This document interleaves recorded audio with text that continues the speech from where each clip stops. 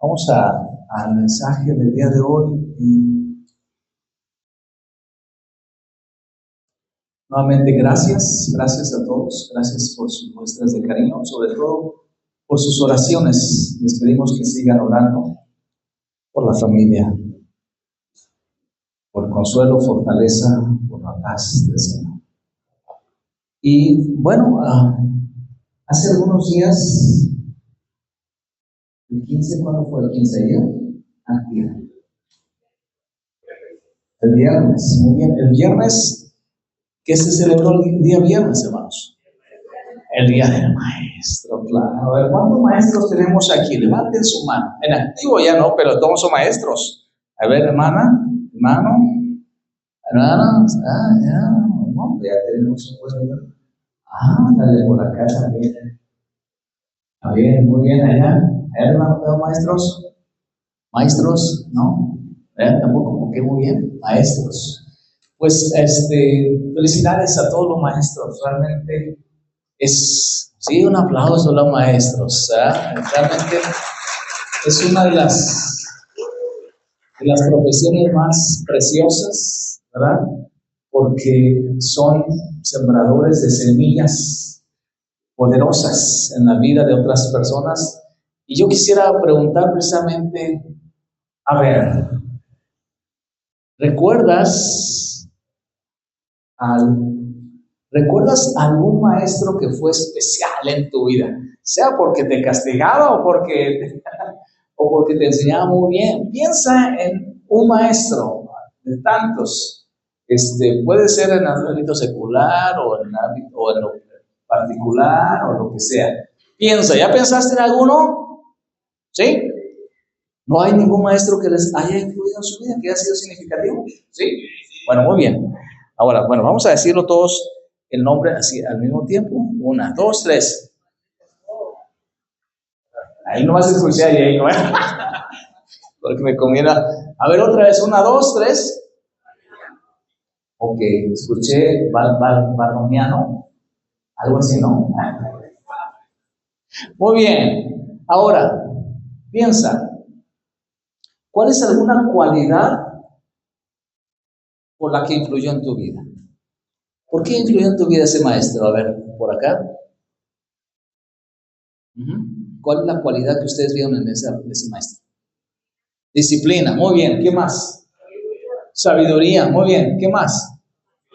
Paciencia, amor, confianza, sacrificio, talento, muy bien, talento, muy bien. Ok, gracias a Dios por los maestros que han dejado huella en nuestra vida en alguna manera, en algún grado. Yo creo que mucho de lo que somos hoy se debe a alguna otra persona, lo que él o ella ha sembrado en nuestra vida, ¿no es cierto? Yo me acuerdo, yo sí recuerdo algunos nombres, me acuerdo del seminario, algunos nombres de unos hermanos que dejaron huella en mí, como Ricardo Carrel, Macalier y otros. Bueno, pero esos todos de manera especial. En la universidad me acuerdo de un maestro que se apellidaba Ancoa. Era muy bueno, me encantaba, nos hacía reflexionar profundamente, daba literatura. Pero ahora incluía otro maestro más que no tenía yo en mi lista, a mi hermano Abraham Vargas. Fue maestro durante muchos años en la Escuela Secundaria Técnica número 4. Gracias a Dios porque puse una esquela ahí y muchos estudiantes de muchas generaciones pusieron palabras muy hermosas. Y algo que él hacía, o no sé si lo hacía o no a propósito, pero pues me lleva 10 años. Cuando yo era niño, pues él ya era mayor. Bueno, no muy mayor, pero mayor que yo. Me acuerdo mucho que por ahí encontrábamos libros, y yo leí varios libros, siendo muy jovencito, que realmente me impactaron. Y yo no sé si los dejaba a propósito o no. Y bueno, voy a mencionar algunos de aquí, pero el punto es que a veces lo hacemos de manera intencional o sin intención, pero vamos dejando huella, vamos dejando semillas, vamos sembrando semillas en la vida de otros, ¿no es cierto? Usted puede recordar a algunas personas. Pero quizás una pregunta que valdría más la pena, pues, meditar es, ¿cómo correspondes a esa huella que esa persona dejó en tu vida? ¿Has hecho cambios? ¿Has dicho, quisiera ser como él o como ella? ¿He aprendido esto y he modificado esto en mi vida? ¿Sí? Si estás correspondiendo a eso que ese maestro o maestra dejó en tu vida. ¿Escucho algún amén? ¿Sí? ¿Sí? Bueno, eso es lo que realmente vale la pena. Que eso que las personas sembraron nosotros dé fruto, que produzca un cambio, que haga que algo nazca en nosotros, que algo se modifique, que algo se cambie, que algo se mejore, obviamente, ¿verdad? Que no sea para empeorar, pero que haya algo que traiga ese cambio a nuestra vida. Ahora, voy a seguir preguntando. Me pregunto, ¿somos todos los creyentes maestros? ¿Está usted seguro? ¿Somos todos los creyentes en Cristo maestros? Sí, ¿no? Ok. Yo creo que definitivamente sí, somos maestros.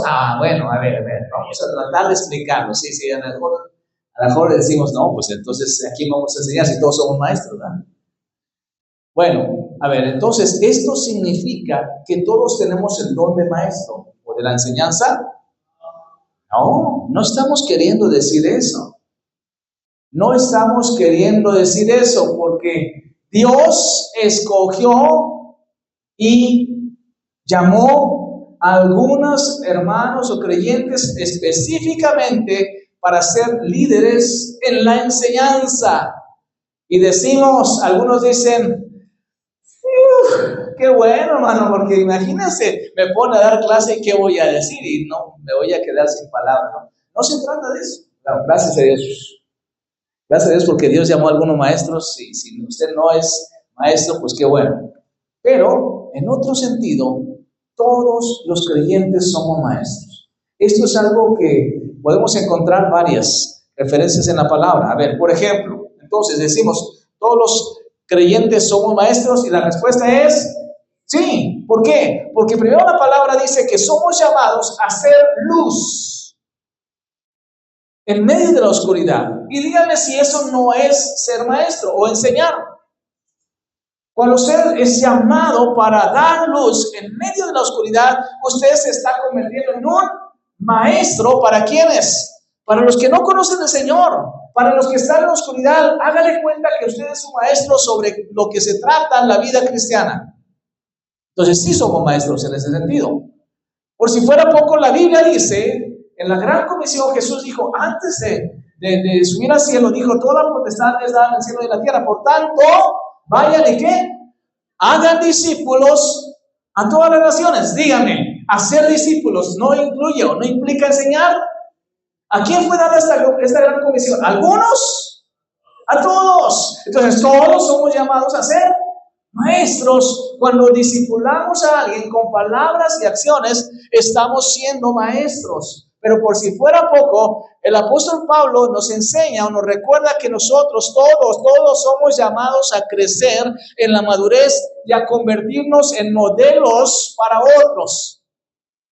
En Hebreos 5:12 el apóstol Pablo dice, debiendo ser maestros, aún son niños.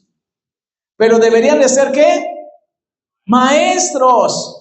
Literalmente debemos de crecer para convertirnos en maestros de otros, para convertirnos en modelos de otros, porque ser maestro es ser modelo. Entonces, claro, hay muchísima evidencia bíblica que nos recuerda que todos los que estamos aquí somos maestros. Amén. Bueno, muy bien. Ahora, entonces, esto lo digo para que no digamos, bueno, se me hace que este va a ser un mensaje para los maestros, como yo no soy maestro, nos vemos. No, este mensaje es para todos, porque Dios nos llama a una tarea y tenemos que asumir nuestra responsabilidad. Todos somos maestros. Asume tu responsabilidad. Asume tu responsabilidad. Porque, hermanos, de veras, esto es tan importante en la iglesia, que el modelo que Dios deja en su palabra para la iglesia y para la familia están basados, ¿sabe qué? En enseñarnos y aprender unos de otros. Y en la transmisión de esta enseñanza a las siguientes generaciones. La enseñanza de una generación a otra. Esto lo enseña toda la Biblia. Podemos ir desde el Antiguo Testamento, cuando el Deuteronomio 6 dice: y estas cosas que yo te mando hoy las repetirás, ¿a quiénes? A tus hijos y a los hijos de tus hijos cuando andes en el camino, etcétera, etcétera. Y les repetirás al acostarse, levantarse, etcétera. Enseñar, enseñar. La Biblia nos habla de que los hijos debemos enseñar a nuestros hermanos. Dice la palabra, por ejemplo, en Tito 2:6, del mismo modo anima a los hombres jóvenes a vivir sabiamente y sé tú mismo, porque Tito era un joven, a ser ejemplo entre ellos. Nos podemos enseñar como hermanos, podemos aprender unos de otros. Y dice, y tú mismo sé ejemplo para ellos al hacer todo tipo de buenas acciones. La Biblia dice que los ancianos deben enseñar a los más jóvenes. Por ejemplo, Tito 2:4, las mujeres mayores tienen que instruir a las más jóvenes. La Biblia dice incluso que un joven puede enseñar a un anciano. Cuando la palabra, el apóstol Pablo exhorta a Timoteo y dice, nunca hables a un hombre mayor con aspereza, sino llámale la atención con respeto, como lo harías con tu propio padre, pero aún puede haber enseñanza en ese nivel. Y por si fuera poco, la Biblia dice que debemos de transmitir el conocimiento de una generación a otra. Salmo 78, 4-6 dice, contaremos a la generación venidera las gloriosas obras de nuestro Salvador. En fin, todos debemos enseñarnos unos a otros. Y el apóstol Pablo dice que el mensaje de Cristo con toda su riqueza llene sus vidas. Enséñense y aconséjense unos a otros con toda la sabiduría que Dios da. Ajá. Entonces la Biblia está llena de eso, hermano. De este principio fundamental. La iglesia crece cuando nos enseñamos unos a otros, cuando aprendemos unos de otros, cuando nos convertimos en modelos unos de otros y cuando transmitimos esto a las siguientes generaciones. Y por eso estamos aquí, porque alguien cumplió con su tarea de ser un buen maestro. Si no, quién sabe dónde estaríamos, ¿no? Entonces, por eso, repito, todos somos maestros. Ok. Ahora sí, entonces Pablo dice, y si ustedes lo tienen en su Biblia, si no, aquí está en la pantalla, Filipenses 4:9, dice el apóstol Pablo. No dejen de poner en práctica, lea conmigo este texto, dice la palabra, no dejen de poner en práctica todo lo que aprendieron y recibieron de mí, todo lo que oyeron de mis labios y vieron que hice. Entonces el Dios de paz estará con ustedes. Filipenses 4:9. Este es el texto sobre el cual vamos a meditar. Dios nos permita que podamos aplicar nuestras vidas. Cierre sus ojos, vamos a orar. Padre, gracias por este tiempo, Señor, porque también podemos tomar tu palabra y recordar que tenemos un trabajo que hacer de sembrar semillas en otras personas, con nuestras palabras, con nuestras acciones, con todo lo que somos, con todo lo que hacemos. Señor, que podamos aplicar, porque ahí está el secreto de la sabiduría, aplicar tu palabra. Habla a nuestros corazones, quita todo prejuicio, todo estorbo, para que recibamos tu palabra con mansedumbre, con humildad. Te lo pedimos, Dios, en el nombre de Jesús. Amén. En este verso, hermanos, encontramos este pensamiento. Dice el apóstol Pablo, lo que aprendieron y lo que recibieron de mí, lo que oyeron de mis labios y lo que vieron que hice, todo esto, ¿qué dice? Pónganlo en práctica. Y la consecuencia, el resultado, ¿cuál va a ser? El Dios de paz estará con ustedes. Entendemos, esta es una relación muy clara, ¿no? De causa-efecto, ¿no? Lo que aprendieron, recibieron, oyeron y vieron que yo hice, pónganlo en práctica, el resultado será Dios de paz estará con ustedes. Y aquí encuentro 4 principios para aplicar a nuestras vidas, hermanos. Y vamos rápido al primero. Lo que yo encuentro aquí es que la meta de la enseñanza cristiana es transformar vidas. Dice el apóstol Pablo, pónganlo en práctica. Pónganlo en práctica. Porque así es como la Biblia y los principios de la vida cristiana se vuelven algo real cuando lo ponemos en práctica, hermanos. Esto lo encontramos muchas veces en la Biblia, ¿verdad? En la Biblia encontramos que Jesús lo dijo. Me gusta mucho, bueno, en la Reina Valera dice en la Gran Comisión, dice, hagan discípulos, ir por todo el mundo y hacer discípulos a todas las naciones, bautizándolos en el nombre del Padre, del Hijo y del Espíritu Santo, enseñándoles que guarden todas las cosas que Dios se mandó. Fíjense, enseñándoles que ¿qué? Que guarden. Desafortunadamente, esta palabra no la entendemos tan clara. ¿Y qué es guardar? ¿Qué es guardar, hermanos? Sencillamente es obedecer. Hacer discípulos es enseñar a otros a obedecer lo que Jesús ha mandado. Ese es el discipulado. Ayudar a las personas no a crecer en su conocimiento solamente, sino a ¿qué? A poner en práctica, a obedecer lo que les he enseñado, dijo Jesús. Encontramos muchas veces esta énfasis del Señor Jesucristo. Por ejemplo, Juan 13:17 dice, si oyeres estas cosas, bienaventurados seréis si las hicieres. La bienaventuranza no está en saber de la palabra, la bienaventuranza está en ¿qué? En vivir la palabra, en hacer lo que dice la palabra. Y eso tenemos que recordarlo con frecuencia, hermanos, porque es muy fácil que se nos escape. En la palabra dice, Mateo 7:24 también, y aquí está en un texto muy hermoso o muy claro, porque en este texto el Señor Jesucristo al final del Sermón del Monte, Él enseña de la siguiente manera, Mateo 7:24, dice,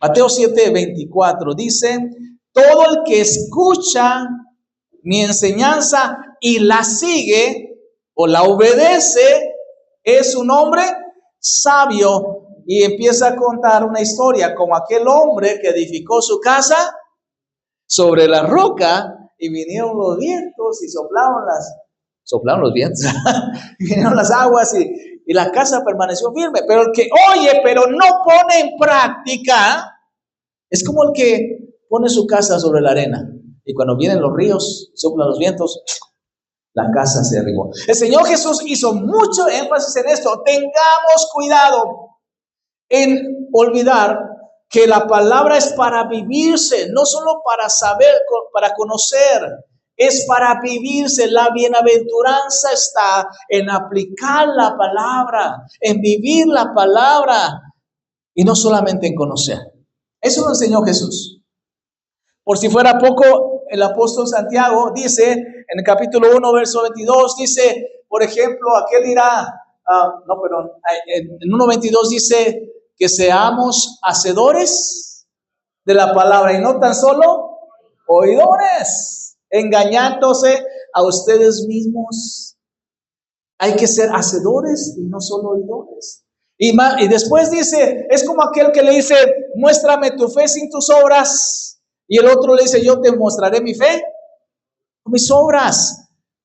La verdadera fe se refleja en la manera en que vivimos, en las acciones. Entonces, hermanos, la Biblia está llena de esto. Y sabe, iba a decir algo, porque ¿por qué Jesús remarcó tanto esto? Porque este era el problema que tenía con los fariseos, ¿no es cierto? El problema de los fariseos era mucho conocimiento, pero no vivían la palabra, no practicaban la palabra. Por eso él una y otra vez insiste, y el apóstol Pablo nos dice, el que está en Cristo es una nueva criatura, una nueva persona. No solamente es alguien que tiene información, es una nueva persona. Por eso dice el apóstol Pablo, con Cristo estoy juntamente crucificado, y ya no vivo yo, mas Cristo vive en mí. Lo que vivo en la carne, lo vivo en la fe del Hijo de Dios. Es decir, una vida, una nueva persona. Por eso dice aquí en Filipenses 4:9, lo que vieron, lo que oyeron, pónganlo en práctica. Esta es la meta de toda enseñanza, transformación de vida, no aumento en conocimiento.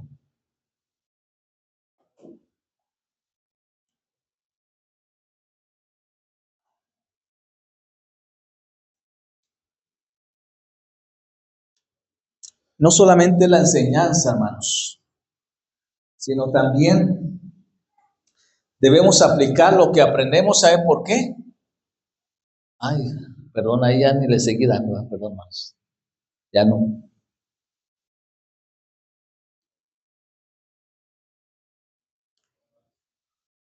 Perdón, ahí está lo que les compartía. La Biblia está llena de este principio. Aprender a aplicar la palabra, no solamente a conocer, hay que aplicar la palabra. Ahora, ¿por qué más? Porque si no lo hacemos, hay peligros. ¿Cuáles son los peligros? Pues los peligros de crecer en la palabra sin aplicarla, de conocer la palabra sin aplicarla. ¿Cuáles son, hermanos? Pues ya lo sabemos, ¿no? La doble vida, ¿no? Que podemos aparentar algo en un lugar y vivir de otra forma en nuestro hogar o en la calle. Llevar una doble vida. Y decía hace rato que esta fue la lucha de Jesús contra los religiosos de su tiempo. Esta hipocresía. Nos suena muy fuerte esa palabra, pero este es uno de los peligros y debemos de evitarlo. ¿Cómo lo evitamos? Que lo que aprendemos, digamos, ¿cómo puedo aplicar esto en mi vida? Y tomemos una decisión de realmente vivir en la palabra. Segundo peligro, la esterilidad. Si nosotros no vivimos la palabra, va a haber poco fruto. Y me refiero al poco fruto en dos sentidos. Primero, el fruto en la transformación de vida no se va a ver. No se va a ver que realmente estemos progresando, madurando, creciendo. O segundo, va a haber esterilidad en el sentido de que otras personas no nos van a creer. Y el tercer peligro, ¿sabe cuál es? Este es el más feo. Que seamos, ¿qué? Tropiezo. ¿No es cierto? Yo me acuerdo cuando era un jovencito de los embajadores del rey. Y una vez cuando venía aquí por la central, vi a mi querido consejero, los embajadores, con su cigarro. Literalmente, así pasó. Miren cómo me afectó a mí cuando era un jovencito. Y no me refiero a eso que puede ser algo, una conducta externa. Hay muchas otras formas, pero la realidad es que podemos ser tropiezo para otros creyentes. Y la Biblia es muy clara. El Señor juzga a quienes son tropiezo a los demás. La palabra es muy dura si nosotros hacemos caer a otra persona, a otro hermano en Cristo, por causa de esto, de que no aplicamos la palabra. Tengamos cuidado. Hay peligros, pero también la importancia de aplicar lo que aprendemos es porque esto demuestra cuál es el cristianismo verdadero. Déjeme decirle, y esto a mí me encanta decirlo, el cristianismo es más que creer una serie de verdades teológicas, bíblicas o doctrinales. El cristianismo es transformación de vida. Es un nuevo estilo de vivir, una nueva forma de vivir, más que una serie de pensamientos o de ideas, es una nueva vida. Por eso decíamos hace rato, el que está en Cristo es una nueva persona. El cristianismo, hermanos, es más que una filosofía humana que tú puedas creer y decir, sí, lo acepto como verdadero. El verdadero cristianismo es Cristo viviendo en nosotros. Por eso se les empezó a llamar cristianos a los seguidores, a los discípulos de Jesús. Entonces, la única manera de estar reflejando en verdad lo que es el cristianismo es aplicando, poniendo en práctica la palabra. Dice Pablo, entonces, los que aprendieron, lo que recibieron, lo que oyeron y lo que vieron en mí, pónganlo en práctica, por favor. Segundo principio, hermanos, el resultado de la vida, de la enseñanza cristiana es paz. Entonces dice, el Dios de paz estará con ustedes. Cuando ustedes empiecen a poner la palabra de Dios en práctica, el Dios de paz estará con ustedes. Y me encanta esta expresión, el Dios de paz. Pablo usa otras referencias como el Dios de esperanza, el Dios de consolación, el Dios de gloria, el Dios de amor y el Dios de paz. Dice, el Dios de paz estará con ustedes. ¿Saben por qué? Porque al nosotros poner en práctica, al obedecer, esto elimina conflictos innecesarios en nuestra vida. Muchas veces estamos llenos de temor, de duda, de angustia, de ansiedad, de culpa, de dolor. Y esto muchas veces, no siempre, pero muchas veces resulta ¿de qué? De que no estamos aplicando la palabra de Dios. ¿No es cierto? Amén. La palabra de Dios dice, mirad las aves del cielo, que no siembran, ni ciegan, ni recogen en graneros, etcétera, etcétera. ¿Lo dice o no lo dice? Dice, entonces, ¿por qué se afanan? Lo sabemos, pero no lo aplicamos y viene la ansiedad, viene la duda, viene el temor y hay muchísimas promesas, muchísimas palabras. Cuando no obedecemos, hermanos, entramos en conflictos que no son necesarios para un creyente. Un creyente debe vivir el fruto del Espíritu, que es amor, gozo, paz, paciencia, benignidad, bondad, fe, mansedumbre, templanza. Pero si encontramos ansiedad, angustia, culpa, dolor, etcétera, muy probablemente es que no estamos poniendo en práctica lo que hemos aprendido. El Dios de paz estará con nosotros cuando obedecemos. El Dios de paz estará con nosotros cuando obedecemos. ¿Sabe por qué? Porque la obediencia trae intimidad. La presencia de Dios junto con su paz, con la paz correspondiente, son expresiones ¿de qué? De que estamos en comunión con Dios. ¿No se ha fijado? Hay personas que irradian paz. Y hay personas que usted se acerca y hasta se pone nervioso, ¿no? ¿Y sabe qué refleja esto? La comunión que la persona tiene con Dios. La obediencia al Señor, vivir en obediencia a la palabra, tratando de poner en práctica, va a traer esta comunión. Y finalmente, el Dios de paz estará con nosotros porque la obediencia ayuda a mejorar ¿qué? Nuestras relaciones con nuestros hermanos. Las luchas y las diferencias en la comunidad de fe, en la iglesia, se dan cuando no estamos creciendo hacia la madurez. Decía hace rato, nosotros somos maestros para otros porque debemos de crecer hacia la madurez. Y cuando no estamos maduros, hermanos, cualquier cosa que haga el hermano contra mí, me hirió, ya me lastimó, ya entré yo en conflicto, ya sea que se lo regrese o ya sea que no venga yo a la iglesia. Los problemas dentro de la comunidad, hermanos. Pero cuando estamos sujetos en obediencia a lo que poniendo en práctica lo que hemos aprendido, esto va a traer paz en nuestras relaciones, paz en nuestra relación con Dios, paz en nuestra relación con los semejantes, hermanos. Hay que buscar el fruto de la obediencia, que es la paz. Tercer principio, hermano. Ya les dije, entonces, ¿cuál es el resultado de la paz? El resultado de poner en práctica es la obediencia. Ya les dije que la meta es la transformación de vida. ¿Ok? Ahora les comparto cuál es el método para enseñar la enseñanza cristiana. Para la enseñanza cristiana, ¿cuál es el método? El método se llama transferencia de vida. Fíjense cómo dice Pablo. Lo que aprendieron y recibieron, ¿de quién? De mí. Lo que oyeron, ¿de quién?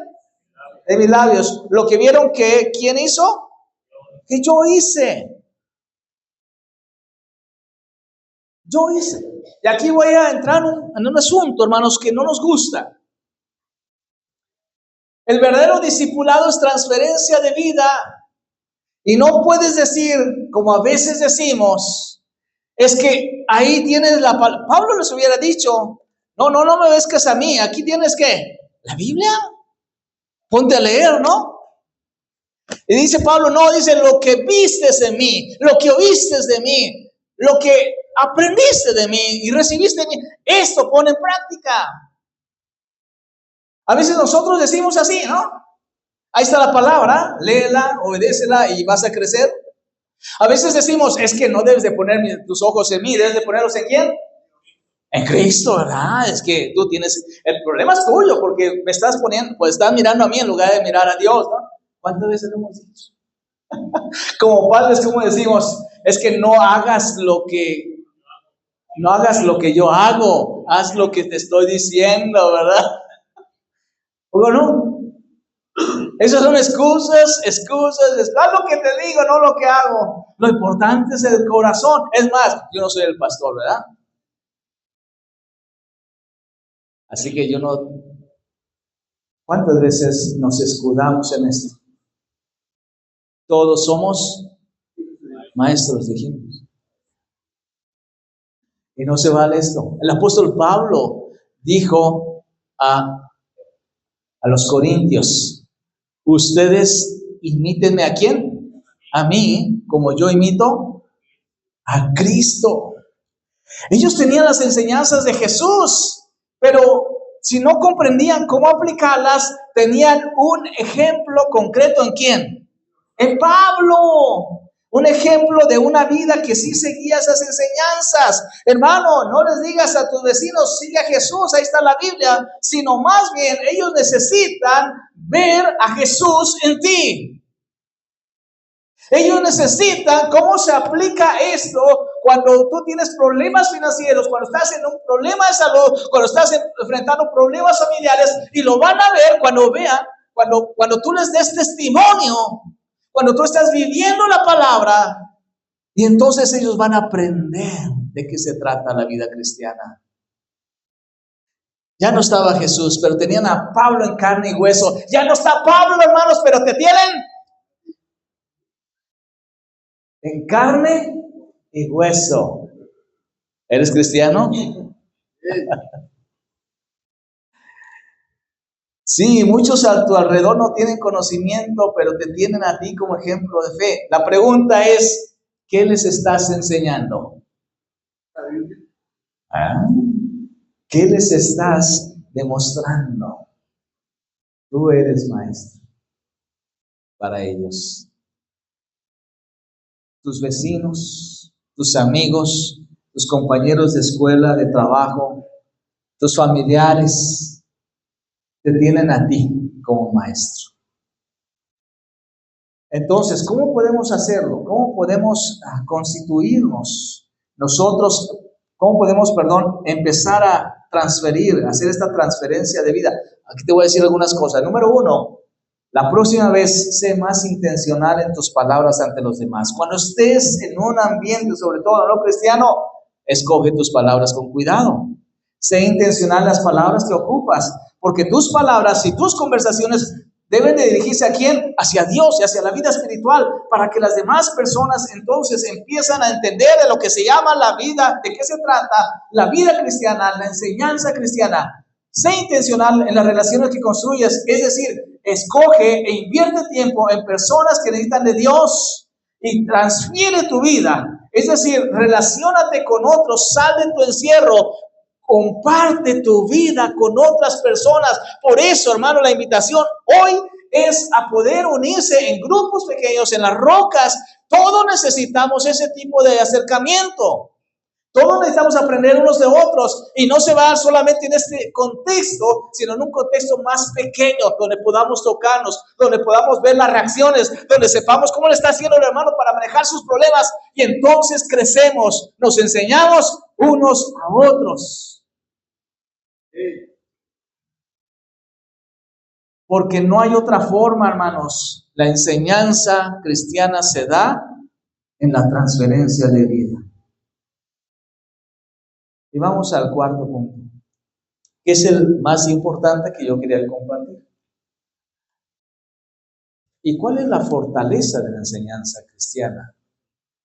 Se llama integridad. Ya vemos que la meta es transformar las vidas, ¿verdad? Ya vemos que el método es la transferencia de vida.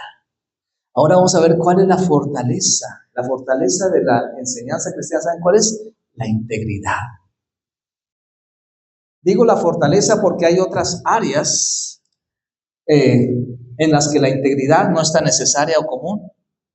Yo les pregunto, si tú enseñas matemáticas, ¿será indispensable que seas una persona íntegra? Pues más o menos, no es tan necesario, ¿no? A lo mejor tú has tenido un problema que es muy bueno para las matemáticas, pero es bien tremendo, ¿no es cierto? A lo mejor si alguien enseña filosofía, ¿necesitará integridad? Pues, incluso si alguien enseña religión, ¿necesitará integridad? Pues hablando de religión, pues no. El cristianismo sí exige, ¿qué? Integridad. Ahí si no podemos enseñar, si no hay integridad. El apóstol Pablo dice, lo que aprendieron es igual a lo que recibieron de mí. Y lo que recibieron de mí es igual a lo que oyeron de mis labios. Y lo que oyeron de mis labios es correspondiente a lo que vieron que hice. Todo es igual porque soy una persona íntegra. Eso significa integridad. La integridad es la coherencia entre lo que una persona cree, lo que una persona dice y lo que una persona hace. Y es lo que le está diciendo el apóstol Pablo.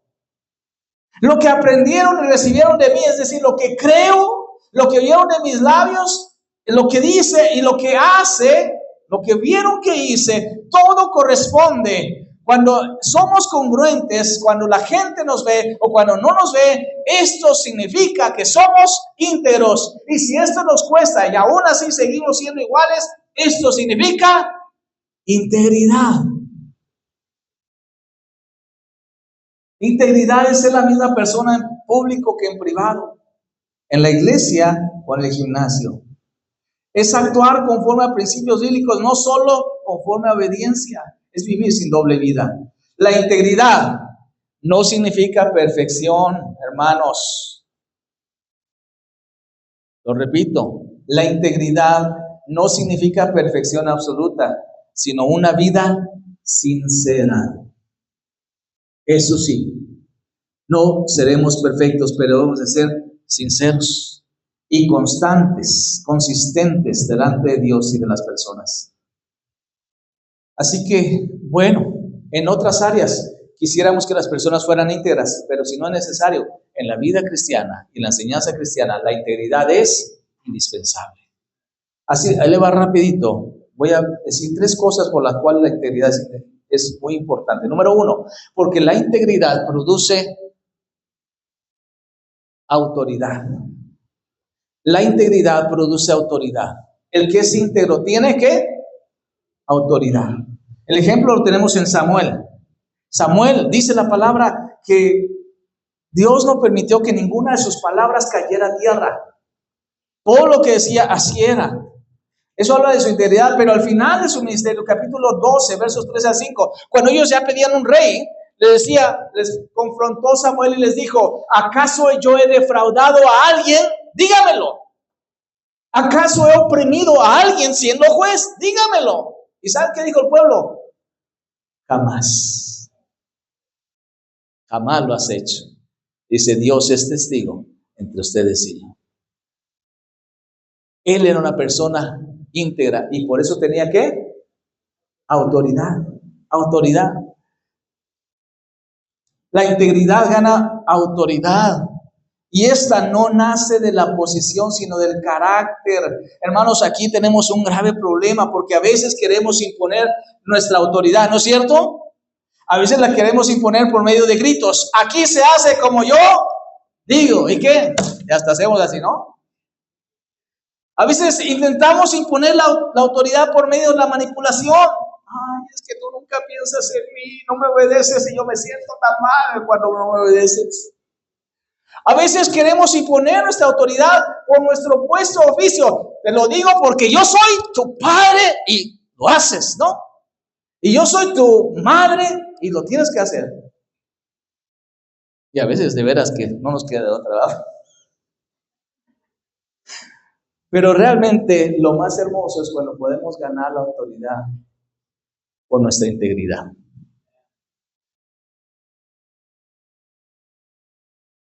Haya o no haya respuesta, la persona respeta la autoridad. Amén. Esto era lo que pasaba con el Señor Jesús, ¿no es cierto? ¿Qué decían? Es que Jesús enseña de una manera diferente, lo hace como ¿con qué? Lo hace con autoridad, no como los escribas les parecía. Él sí tiene autoridad. Y esa autoridad emanaba de que era una persona íntegra. Y esto es lo que quizá todos nosotros debemos empezar a practicar, a ganar, a crecer. Porque la integridad nos va a dar autoridad. Ahora yo le pregunto, si las personas observan tu vida esta semana, a ver, piensa lo que has hecho esta semana. Híjole, si las personas observaran tu vida esta semana, ¿te darían la autoridad para que les aconsejaras? Dirían, no, mejor busco otra persona. Si pudieran ver lo que hiciste en todos lados, lo que dijiste, ¿te darían ese lugar para que les aconsejaras? Qué difícil, hermano, qué difícil. Esto de ser maestro es terrible, ¿no? Entonces, una sugerencia rápido, reconoce tus errores, acepta cuando alguien no te da esa autoridad. Tú tienes que ser íntegro. Si la persona lo reconoce o no, ese es su asunto. Pida a Dios que te cambie a ti primero antes de aquella persona a la que quieres influir. Híjole, nos cuesta trabajo, ¿verdad? Y sé paciente con las personas aun cuando no aceptan tu autoridad, porque tu constancia va a dar fruto. Si eres perseverante, va a dar fruto. Así que no te desesperes. Quizá no tienes la elocuencia de otros maestros, quizá no tienes el carisma de otras personas, pero hay algo que sí puede desarrollar todos los que estamos aquí, y eso se llama integridad. Y eso es lo que va a dar los mejores resultados en el largo plazo. A lo mejor hablar delante de los demás te hace temblar, pero tú puedes desarrollar ¿qué? Integridad. Y eso es la mayor autoridad, hermano. Sí, wow, esa persona lo que dice, lo hace. Me está acordando de mi hijo. Está acordando de mi hijo que una vez que estaba dormido, pero se estaba haciendo que estaba dormido. En el sillón, mi esposa dijo, así como para bromear, vamos a comprar un huevito Kinder. Y en eso se despierta mi hijo, así, estaba dormido. No, sí, vamos, no, estaba bromeando. No, dice mi hijo, lo que se dice, se hace. Oh, Dios mío, lo que se dice, se hace. Eso se llama ¿qué? Integridad. Bueno, vamos rápido a la segunda. La integridad presenta un modelo reproducible. Sí, la gente, decíamos hace rato, necesita ver qué es ser cristiano. ¿Dónde lo va a ver? En ti y en mí. No va a ponerse a estudiar cómo era Jesús. Va a vernos a ti y a mí. Tú y yo debemos de presentar un modelo reproducible. ¿Qué significa reproducible? Que ellos también lo pueden vivir. Por ejemplo, Daniel. Puse una cita equivocada, pero es Daniel. Daniel, el profeta Daniel, sabemos que era un hombre sumamente íntegro. Pero ¿saben? Daniel no estaba solo. Daniel tenía 3 amigos inseparables. ¿Cómo se llamaban? Pero los nombres hebreos, hermanos, eso. Ananías, Misael, Azarías. Ananías, Misael y Azarías. Bueno, tenía 3 amigos inseparables y eso los sostuvo fieles. Ahora, en el libro de Daniel vemos las historias de Daniel y de él y sus 3 amigos, pero luego vamos a una historia en la que el rey Nabucodonosor hace levantar una estatua y obliga a todos que la adoren, que se inclinen, pero había 3 jóvenes, no 4, ¿verdad? 3 que no se arrodillan. La pregunta es, ¿dónde estaba Daniel? No lo sabemos, obviamente no se arrodilló, pero ¿saben qué? Lo que quiero decir es que el ejemplo de Daniel impactó la vida, y aunque no estuviera Daniel, sus amigos permanecieron firmes, porque Daniel era un modelo que reproducible. Queremos ser como Daniel, queremos ser como Daniel, queremos ser, ¿sí? Hermanos, qué hermoso cuando podemos convertirnos en un modelo para alguien más. La pregunta es, ¿qué están aprendiendo otros de ti sin que tú te des cuenta? Porque enseñamos con nuestras palabras, acciones, pero hasta con nuestros gestos, hermanos, ¿no es cierto? Se acerca uno a una persona y ve su ceño fruncido y dice, no, mejor no. Le iba a pedir un consejo, pero ¿sabe qué? Mejor no. ¿No es cierto? Enseñamos con todo lo que somos. La pregunta es, ¿qué están aprendiendo de ti sin que tú te des cuenta? Bueno, consejos. Número 1, antes de actuar de una u otra manera, piensa que detrás de ti siempre hay gente que está mirando, observando.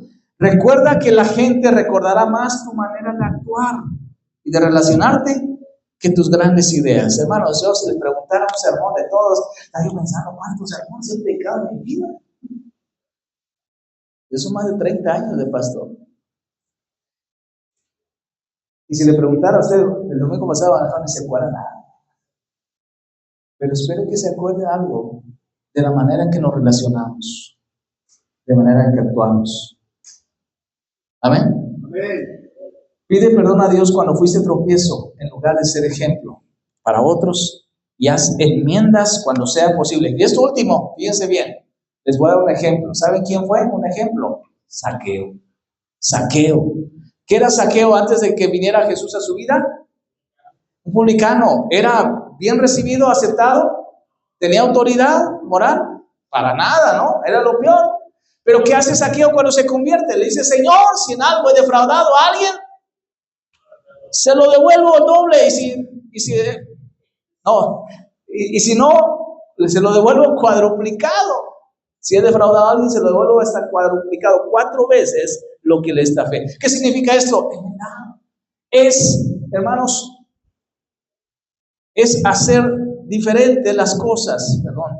Ya estamos en la tercera, porque la integridad proclama un mensaje irrefutable. Muchos podrían refutar al Zaqueo, ¿y tú quién eres? Tú eres publicano. ¿Sabes qué? Pero mis acciones, mi integridad, te voy a regresar lo que te debo y te lo voy a regresar doble o cuádruple, significa integridad. Y esto hace que nadie pueda refutar a Zaqueo, que es un creyente, que es un cristiano, que conoció a Dios, que es una persona diferente, que ha sido transformado, hermanos. Dice, aquí tengo una cita, por cierto, dice, entonces Jesús, Señor, daré la mitad, dijo Zaqueo, Señor, daré la mitad de mi riqueza a los pobres, y si estafé a alguien con impuestos, le devolveré 4 veces más. Es decir, sus acciones impidieron que la gente hablara de él.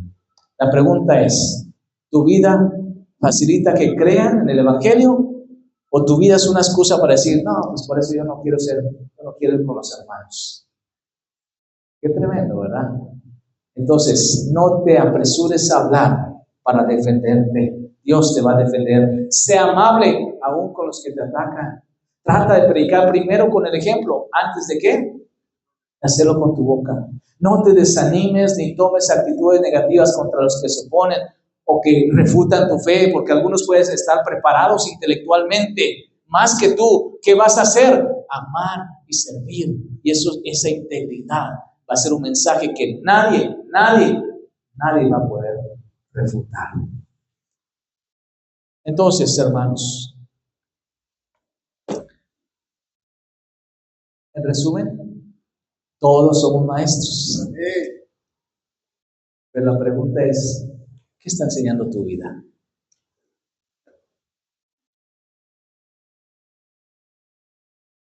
¿Qué valores estás dejando? Que tu meta sea una vida íntegra para que dejes huella que los demás puedan seguir. Amén. ¿Sabe uno de los conflictos que yo tenía con Dios? Porque sí, yo tengo conflictos con Dios muchas veces, se los digo. Es porque Dios se llevó a mi hermano cuando pensé yo que todavía le faltaba mucho por vivir, mucho por hacer. Tenía yo esa lucha con Dios. Pero cuando hicimos una reunión y cuando escuché los testimonios de sobrinos, sobrinas y de tantas personas que mi hermano me impactó, cuando vi en el funeral y platiqué con una jovencita que había sido alumna muchos años antes y que ahí estaba diciendo es que tenía que estar aquí. Y me contaba, dije, Dios no se equivoca. Amén. Vivió una vida plena, cumplió lo que tenía que cumplir, sembró lo que tenía que sembrar. Dije, tú sabes, estoy en paz. Que tu meta sea una vida íntegra, ¿sabes por qué? Porque eso va a dejar huella. Amén. Muchas cosas vamos a olvidar de las personas, pero esa integridad la vamos a recordar siempre. Tú eres un maestro para muchas personas, consciente o inconscientemente. Muchas personas no te lo van a decir, pero ¿sabes qué? Estarán observando y estarán caminando detrás de ti. ¿Por qué no le pedimos ayuda a Dios? Y de verdad esto ya me puso así muy nervioso. Es un compromiso bien grande. Necesitamos la ayuda de Dios. ¿Amén? Padres, necesitamos para nuestros hijos, ¿no es cierto? Jóvenes necesitan para sus compañeros, sus amigos. Hermanos, necesitamos unos hacia otros. Modelos, ejemplos, enseñarnos, ser maestros unos de otros. Este es el fundamento de esta iglesia. ¿Amén? Vamos a orar. Cierre sus ojos. Vamos a pedir a Dios que nos ayude. Vamos a pedir perdón, porque sí, a veces no lo hemos sido. Señor, delante de ti estamos, Señor.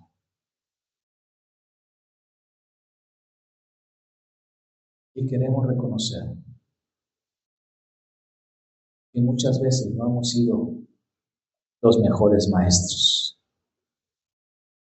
Que a veces nuestras palabras rápidas, fuertes, en tonos hirientes, lastiman. Y no entendemos cuán profundamente dañamos. Queremos reconocer, Señor, que a veces en otros ambientes no hemos sido tan íntegros. Queremos aceptar que a veces hemos sido piedra de tropiezo y no de bendición. Pero hoy te damos gracias porque tu palabra nos recuerda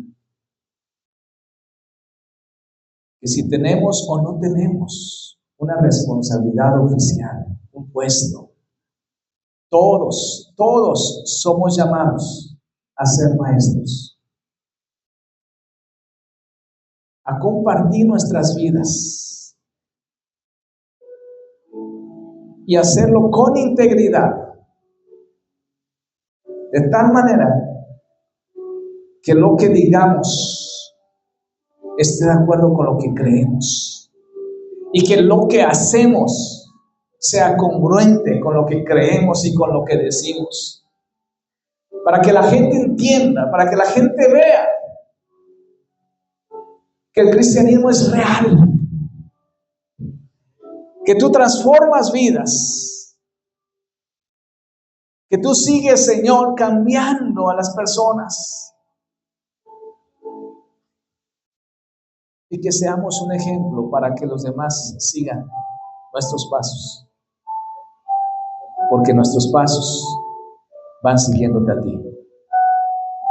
Que no se rompa esta cadena en los que vienen detrás de nosotros, en las siguientes generaciones, Señor. Ayúdanos a pasar la estafeta, Padre. Gracias por aquellos maestros en esta iglesia, Padre, que tú has levantado con autoridad para enseñar. Gracias por las muchas veces que hemos sido bendecidos, Señor, con palabra. Señor, ayúdanos a vivir lo que aprendimos, a practicar lo que creemos, a ser congruentes. Porque hace mucha falta tu luz en esta oscuridad, Señor. Bendice esta iglesia, Padre. Gracias por cada hermano que dedica tiempo para preparar sus clases. Gracias por aquellos que siembran en los niños, Señor, la hermosa semilla de tu palabra. Gracias por los padres que siembran en sus hijos, Señor, tu palabra a través de su ejemplo, de su testimonio, Señor. Gracias por cada joven que has levantado como ejemplo, Señor, en amor, en fe, en pureza, en integridad. Gracias por estos jóvenes, Señor, que son pilares también en nuestra iglesia, Señor. Gracias por cada ancianito, Señor, porque su vida de fidelidad, de servicio, es la lección más hermosa que podemos aprender. Gracias, gracias, Señor. Gracias. Bendice esta iglesia, Padre, y levanta, Señor, más hijos, más hijas, más siervos tuyos, Señor, dispuestos a ofrendar sus vidas para instruir a otros, para enseñar a otros, para discipular a otros, para testificar a otros. Gracias, Padre. Gracias por tu palabra. Gracias por la vida de aquellos que ya se fueron, pero que dejaron semillas muy bonitas en nuestras vidas. Gracias. A ti sea la honra y la gloria, Señor. En el nombre de Jesús, gracias. Amén. Amén. Amén. Dios los bendiga, hermano. Muchas gracias.